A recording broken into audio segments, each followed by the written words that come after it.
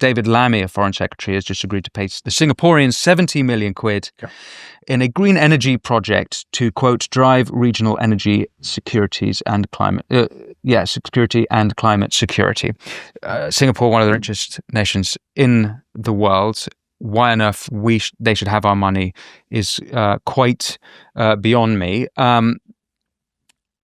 Not only that, there's a journalist called Charlotte Gill. She's written for The Telegraph, and she has done a woke waste roadmap, and she sort of mapped this all out. She's done a lot of really good work. Yeah. She's done a lot of quite astonishing work. I've got to read some of these out because I don't think I've laughed so much preparing for an interview in my life. Not at you, but... Is one of them gay porn? Have you got the gay porn? Oh, I'll start with that, will I? Okay, cool.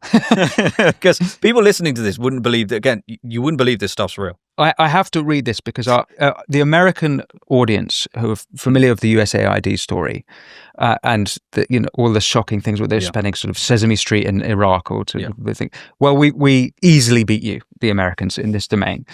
So this is Charlotte Gill's work, and it's a government group called the Arts and Humanities Research Council, and they spend 99 million quid a year of taxpayer money, and it is included 840,000 on, as you say, the Europe that gay porn built, whatever that means, 805 quid on decolonizing the museum, digital repatriation of the Jadlinu collection from the UK to India, where there's weirder stuff than that still, comics and race in Latin America, 759,000, decolonizing Southeast Asian sound archives, 123,000.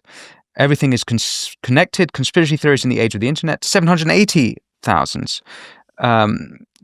There's quite literally 2 pages here. This one is quite something. Nasawi Zia Yusuf, or in English, weaving our own justice and authority in the NASA communities of the South Tama Kiwi territory of Colombia, 314,000. God knows what they're doing. I'll give you one more for fun.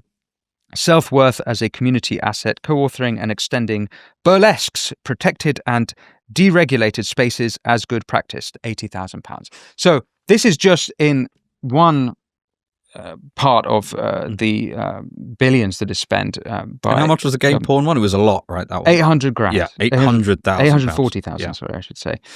So I wondered if you could colour in the roadmap or the map of wasted money a little bit for me. So look, there are definitely some correlations with that farce that you just read with, as I said, Kent County Council spending money taking asylum seekers to the circus, right? Or Netflix and Disney Plus and Domino's and McDonald's and stuff that we're going to announce in the coming weeks and reveal it.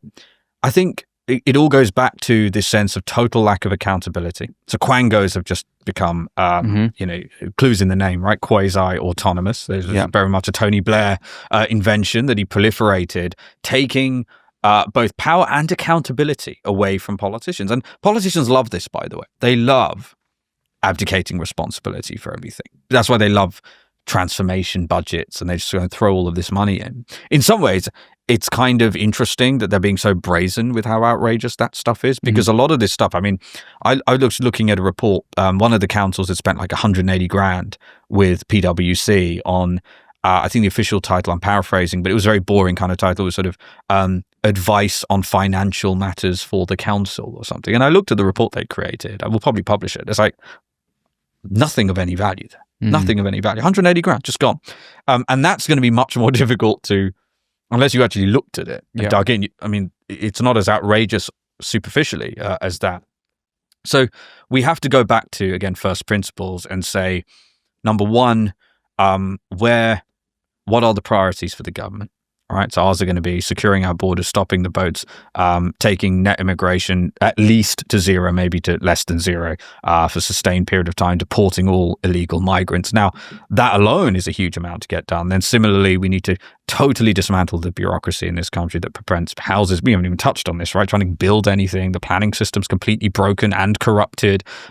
We need to create opportunity for young people so they're not getting, I mean, a lot of these are like academic grants and stuff. Yes, right? A lot of it's academic. And so the university system has become a Ponzi scheme. maybe even worse than a Ponzi scheme, because the taxpayers funding it, graduates are graduating with degrees that are worthless, in many ways less than worthless, because a lot of employers now are like, I'd rather have someone who didn't go to an indoctrination camp and now have like 40 grand of debt with no additional skills, right? Again, that was a Blair thing. Blair randomly said 50% of the country should go to university. Yeah, education. He's responsible for so much that is wrong in this country.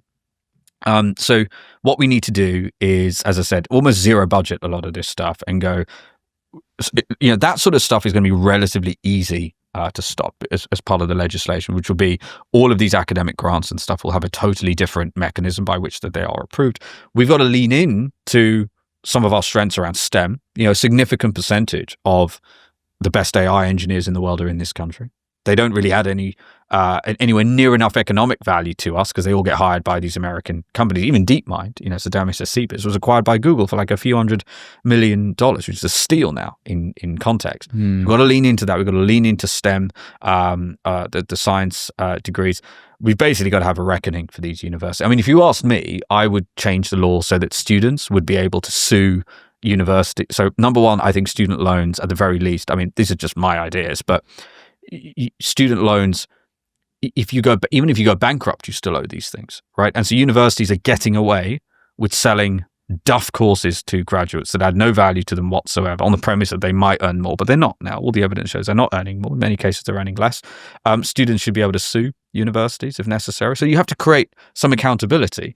That will then have a big impact, I think, on the quality of our universities. We'll probably have fewer. I don't think this country needs anywhere near as many. We need fewer, but we need more quality. It's very similar to a lot of things that are wrong in the country. We've got to sort out our health service. And again, there's a big piece of work that we've got to do there. But what we know, and the NHS is close to my heart, my mum and my dad have worked between them half a century of service in the NHS. My mum is a nurse, still works as a nurse in her 70s now. My dad is a pediatrician, also still works in his 70s. So it's close to my heart, but it's obvious the NHS is broken. Anyone who has had contact with the NHS in recent years knows that it's broken, and simply throwing more money at it, we know that not only is it failing to solve the problem, it's making it worse. So we need a different approach. Again, it comes down to talent. There's a real dearth of talent, kind of comes back to that. Look, we talked about compensation as well. One of the big issues that people have with all those people earning that money in councils is not because British people in principle have an issue with people earning a lot of money. I don't actually think that's true. I think that's just a false rumor. What they have great issues with is like pay for performance is one thing. Paying for total dismal failure is quite another. I mean, look at Ben Wallace. You can go right back to the beginning of the conversation. So Ben Wallace screwed the country, right? Covered this up, got this super injunction. What's his reward? He's doing speaking gigs at private banks, no doubt earning big money, and he's got a peerage. And that's his reward. Yeah. A knighthood. Yeah. That's his reward. This is what Cummings said. So it's like this system rewards failure and penalizes merit. Again, it's the opposite of a meritocracy, and that is what we need to fundamentally change. You mentioned a moratorium on immigration. We spend 0.5% of gross national income on a foreign budget. Would you cut that down? I'd cut it to zero, yeah. Cut it to zero. Yeah, so in our contract with the people, our version of a manifesto before the general, we talked about cutting it in half. Currently, it's about 15 billion a year. Yes. I would cut it to zero.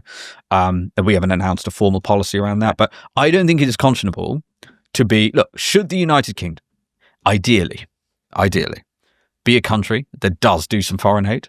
Sure. Like in principle, I think that's a good thing. But in a country where our own children, like again, let me reiterate, 15-year-olds in Wales have a reading attainment level below the OECD average. And by the way, rank meaningfully below countries like Turkey that we are sending meaningful aid to. Mm-hmm. How is that conscionable? It's an ultimate betrayal. I mean, that Singapore thing is so ridiculous. 70 million quid to a country with a GDP per capita like way, way above us that it's embarrassing. It should be the other way around. Yeah. We should be getting foreign aid from other countries. I mean, absolutely. I would eliminate. I'm serious. I'd eliminate it. Yeah. Maybe not forever, but until we sort of... not in principle, but just right now we can't afford it, which is actually, it's what I get from reform on migration as well. It's not necessarily the principle against immigration. It's just that right now we can't do immigration. We're not in a position to have immigration. Well, I think this country has had a massive overdose on this, right? And, even frankly, the reputation of immigrants has been utterly destroyed by all these illegal migrants coming and people just coming here with the express intention of pilfering from the state. And I use those words advisedly. That is exactly what is going on, aided and abetted by our gutless and witless politicians who are laying out an all-inclusive holiday for them. I mean, that is literally what we're seeing inside these councils.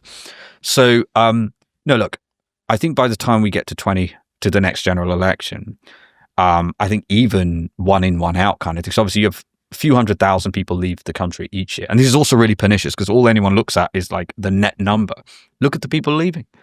It's our brightest, our best, the people paying the most tax. The one in, one out was such a joke. I'm in danger of agreeing with you too much in this conversation, but we paid the French 480 million quid 3 years ago to stop the boats. Yeah. And the boats have increased. They quite literally increased this year. Yeah. And now we're not going to ask for that money back. No, you can keep that. We're going to do a one in, one out. So the deal is, we're asking for a worse deal. Like what exactly Macron is laughing at us. Why do you think, you got this big round of applause for saying he's going to loan us to buy our tapestry, which I think was probably some kind of sick joke on their part, the country being invaded by people on boats, right? It's like, it's a disgrace. But again, you go back to, it is up, look, Macron's sticking up for French interests. Trump sticking up for Americans, America's interests, right?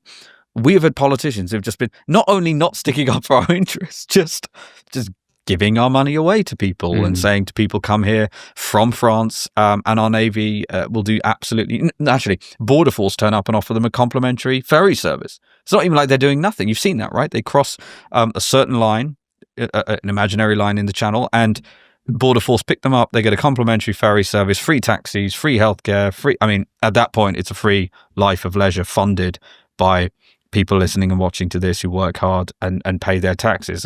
Thanks for watching this clip from The Winston Marshall Show. You can click here to watch the full episode. And for more clips like this one, don't forget to subscribe. And as always, be well.